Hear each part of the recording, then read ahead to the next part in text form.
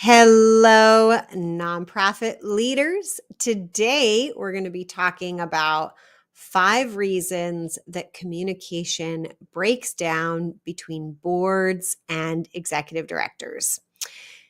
If you're here with me live, say hi in the comments. Let me know if you've experienced this problem. I'm going to give folks a couple minutes to join in for our live stream here. And then we're going to jump into the 5 reasons communication breaks down between boards and executive directors. For those of you who don't know me, I'm Sarah Olivieri. I have been a board member, I think at least 5 times on 5 different boards. I have been an executive director multiple times, a founder, and a coach trainer to hundreds of nonprofits, probably very much like yours. And I have seen again and again just trouble emerge in the space of nonprofit boards. And I have a lot to say about that, but we're not going to go into that today. But I am going to be talking about that at the upcoming board clarity retreat. I'm going to be going into why so many boards struggle. And I'll just tell you quickly, the answer is because there are systemic problems with the way boards are set up. And I'm going to be teaching boards at the Board Clarity Retreat a new way of organizing and leading their boards that is not so prone to having trouble. What are those kinds of trouble? Well, one of those things is communication between boards and executive directors. So let's dive in. So here's the first reason why I see communication troubles between boards and their executive directors. It's really this myth of separating strategic decisions from day-to-day operation decisions. You've probably heard this before. Boards should stay out of the weeds. Boards should stick to strategic decisions, policy decisions, and executive directors and leadership staff should be doing the day-to-day operations decisions. The problem is there isn't actually a clear line between the difference between a day-to-day decision and a strategic decision. In fact, most of our day-to-day decisions should be strategic decisions. And most board members aren't really in the best, most well-informed position to be even making strategic decisions.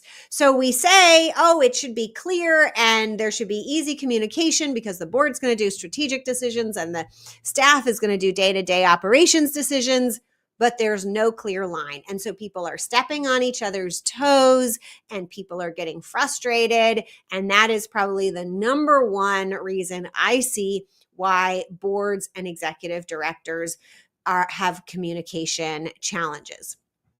The second reason why I see boards and their executive directors having communication challenges is actually the executive directors are asking their boards to make decisions when really they really should just be informing them, right? So they want to make a decision. It's a great decision for them to make. But instead of going confidently to their board and letting them know that this is being made, this decision is being made or has been made and why, just so that the board can provide oversight, know what's going on. Instead, they get nervous and they go and ask permission rather than providing information and transparency. And I've worked with a lot of executive directors who were frustrated with their boards, not understanding and communication breaking down and their boards getting in the weeds. And in working through it, we realized actually it was the executive directors who were unintentionally causing this to happen. All right, number 3, the third reason why I often see communication breaking down between boards or board members and executive directors actually relates to this insecurity. It's executive directors showing up as insecure in their leadership, and so they are not as definitive, and therefore board members get nervous. They're like, oh my, they're not sure what to do. We have to do it. And we're not really like in a great position. We're either not trained. And even if you were trained board members, even if you had a board of retired executive directors, you'd still all need to jump into the day-to-day running of the organization to make good decisions. So it's hard to make great decisions. So why though? Why do we have problem number 3? Why do executive directors, even when they are strong, confident leaders elsewhere, end up showing up insecure in their board meetings with their board members? It's because of this power dynamic, right? There are not many places in life where in our jobs, somebody has the power to fire us, but is also not really our boss, right? They're not actually deciding what we should do. And it makes us uncomfortable. And we're nervous that as executive directors get nervous, they get insecure because they're afraid that if their boards don't understand what they're doing, and don't like what they're doing, that they will get fired. And so they come in insecure, and that just actually makes the board nervous and more likely to want to fire them in the long run. Number 4, why boards and executive directors sometimes have communication breakdowns is board members feeling hesitant to ask for clarification or voice their concerns. So just like the executive directors get concerned because of this power dynamic, board members are concerned about maybe upsetting or hurting the feelings of an executive director, and they don't ask for clarification, which is not great because then you don't really understand what's going on, and then there's no oversight. Or when they have concerns, they're afraid to voice them. Oftentimes they're afraid to voice them in the meeting. Maybe then they're having side conversations with other board members who they feel safe talking with. And then we get even weirder, more uncomfortable power dynamics because we have people having side conversations. And then the executive director probably has an idea that that's going on. I will tell you, board members, most executive directors want clarity. They want to know what you're thinking. They want what they're doing looked at. They are looking for feedback. They don't need you telling them what to do necessarily. Probably not. That's probably a bad idea, but they do want you asking critical questions, taking in the information, and really looking closely. And I haven't met an executive director who didn't love it when a board member just looked closely and compassionately and clearly asked their questions, voiced their concerns, and was open to the answers that came following that. All right, number 5 reasons why executive director and board communication or frustration ensues. Back to those executive directors again. I love them so much. They are my people who I love working with. But they have so much in their heads running their organizations. And when they make decisions, the number of factors and data that usually went into that decision, it would take probably like an hour to explain to the board. So they get up and they present to their board about what's going on. They're sharing about decisions and things, and they share way too many details, more details than anybody could take in out of context or in the course of a short meeting. And then board members feel a little confused about what's really going on because, they've received a fire hose of information. And when you get a fire hose of information, it's no longer learning. It's just an assault on our brains, right?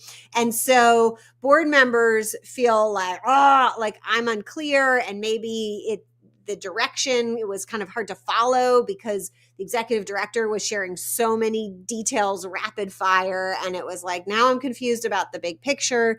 And executive directors are doing this because they're nervous that board members aren't going to understand, or it's a really important decision and the board might put the brakes on, and then that will make their jobs a lot harder and it'll be bad for the organization, and they don't want that to happen. So they're under a lot of stress. And for them, it's all clear in their head, but they don't realize that they're not actually adding more detail is not actually making it clearer for the board.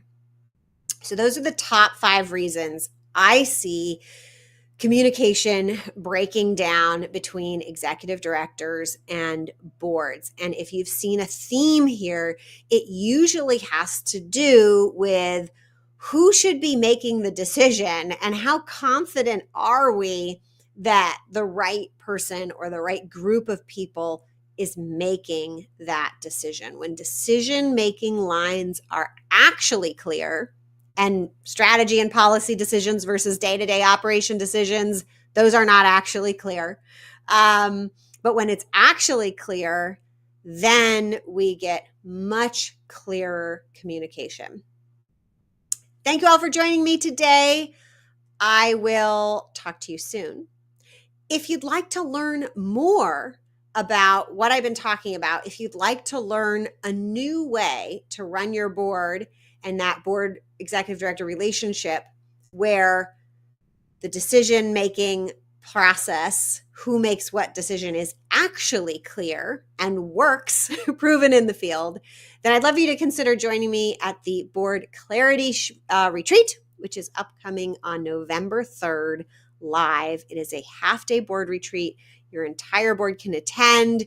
You can learn more about it at pivotground.com/virtual-board-retreat. pivotground.com/virtual-board-retreat. And I would love to see you there. You can get a ticket just for yourself or a couple board members, or have a special price if your whole board wants to attend together and do breakout sessions together. I'll be putting those who come full board. I'll be putting you in breakout rooms together so it can actually be a full retreat. Otherwise, if you're just watching this live and you'd like to get tips like I shared today, I share those in the Inspired Nonprofit Leadership newsletter, which you can access at inspirednonprofitleadership.com/sign up. And also other tips from other experts in the Inspired Nonprofit Leadership podcast, which you can find by searching for it on any podcast platform. All right. Bye, everybody.